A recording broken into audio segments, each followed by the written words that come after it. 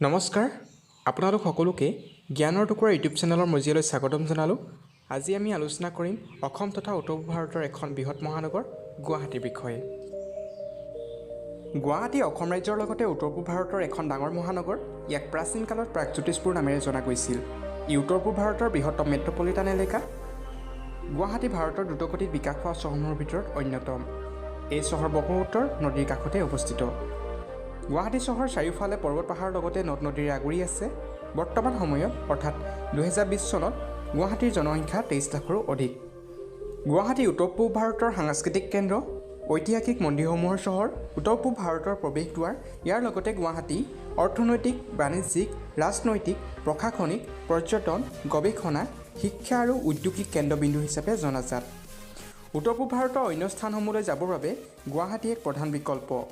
গুৱাহাটী আৰু ইয়াৰ চৌপাশৰ অঞ্চলসমূহ জৈৱ বৈচিত্ৰতাৰ লগতে প্ৰাকৃতিক সৌন্দৰ্যৰে ভৰপূৰ।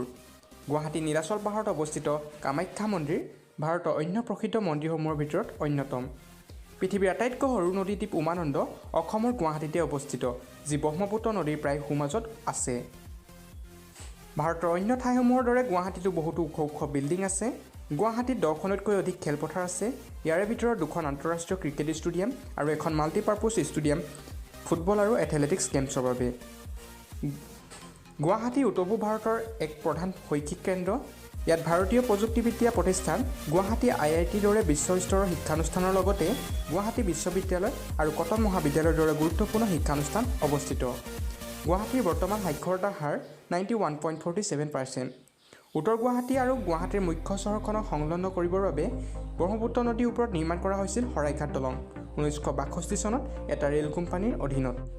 পুৰণি শৰাইঘাট দলঙৰ কাষতে এখন নতুন শৰাইঘাট দলং নিৰ্মাণ কৰি বৰ্তমান সময়ত সেই দলঙৰ ওপৰেৰে যোগাযোগ ব্যৱস্থা অব্যাহত ৰখা হৈছে। গুৱাহাটী গোপীনাথ বৰদলৈ আন্তঃৰাষ্ট্ৰীয় বিমানবন্দৰ যাত্ৰীবাহী বিমানৰ এটা ব্যস্ত বিমানবন্দৰ। উত্তৰ পূব সীমান্ত ৰেলৱেৰ মুখ্য কাৰ্যালয় গুৱাহাটী মালিগাঁৱত অৱস্থিত। বৰ্তমান সময়ত বৃহৎ ব্যৱসায়িক প্ৰতিষ্ঠান যেনে বিশাল মেগামাৰ্ট, চেণ্ট্ৰেল মল, ৰুদ্ৰাক্ষ মল, বিগ বাজাৰ, পেণ্টালুন্স, গুৱাহাটী চেণ্ট্ৰেল আদিৰ দৰে প্ৰতিষ্ঠানসমূহ গুৱাহাটী চহৰত গঢ়ি উঠিছে।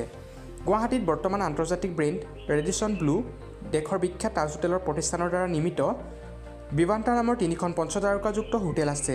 ইয়াৰ উপৰিও বিত্তীয় প্ৰতিষ্ঠান নেটফ্ৰীৰ লগতে ছপা মাধ্যম, বৈদ্যুতিক আৰু দূৰদৰ্শন মাধ্যমৰ মুখ্য কাৰ্যালয়সমূহ গুৱাহাটীতে অৱস্থিত। অসম পৃথিৱীৰ সকলোতকৈ বেছি চাহ উৎপাদন কৰা ঠাইসমূহৰ ভিতৰত অন্যতম। গুৱাহাটীৰ দিছপুৰত অৱস্থিত গুৱাহাটীৰ চাহ নিলাম কেন্দ্ৰ পৃথিৱীৰ ভিতৰতে সৰ্ববৃহৎ চাহ নিলাম কেন্দ্ৰ। বন্ধুসকল, এয়ে আছিল গুৱাহাটীৰ বিষয়ে কিছু জানিবলগীয়া কথা। এতিয়া আমি জানিম গুৱাহাটী আৰু ইয়াৰ আশে পাশে থকা পৰিদৰ্শন কৰিব পৰা কিছু গুৰুত্বপূৰ্ণ প্ৰসিদ্ধ ঠাইৰ বিষয়ে।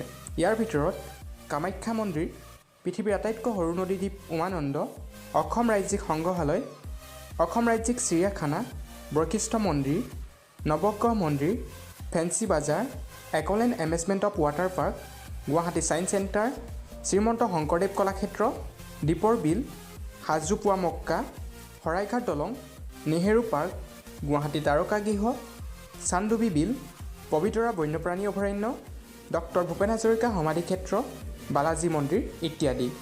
যদি আপুনি কেতিয়াবা গুৱাহাটীলৈ আহে নিশ্চয়কৈ এই ঠাইসমূহলৈ এবাৰ নহয় এবাৰ যাবলৈ চেষ্টা কৰিব।